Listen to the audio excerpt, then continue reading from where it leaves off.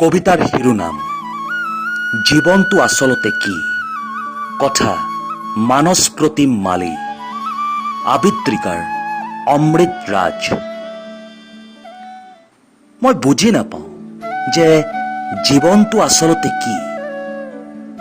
জীৱনটোত যদি বহুত দুখ পাব লগা হয়, তেতিয়াহ'লে সেই দুখবোৰৰ মাজত অকণমান সুখৰ প্ৰয়োজন কি? যদি এদিন আমি সকলোৱে কান্দিব লাগে, তেতিয়াহ'লে সেই অকণমান হাঁহিৰ প্ৰয়োজন কি? এই মানুহৰ জীৱনটো আচলতে কি?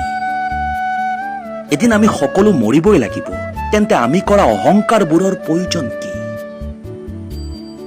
মানুহৰ প্ৰয়োজনৰ কেতিয়াও শেষ নাই। জীৱনত একোৰে আমি সন্তুষ্ট নহওঁ। লাখ লাখ টকা থাকিলেও, ডাঙৰ ডাঙৰ অট্টালিকা থাকিলেও আমাক কেৱল আৰু লাগে। মই কেতিয়াবা ভাবো যে আমাৰ দৰে দুখীয়া মানুহবোৰৰ বাবে জীৱন মানে সংগ্ৰাম।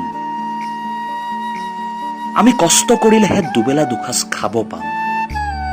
আমাৰ দৰে মানুহবোৰে হাজাৰ দুখৰ মাজতো সুখ বিচাৰিব লাগিব। অলপতে সকলো আছে বুলি বুজিব লাগিব।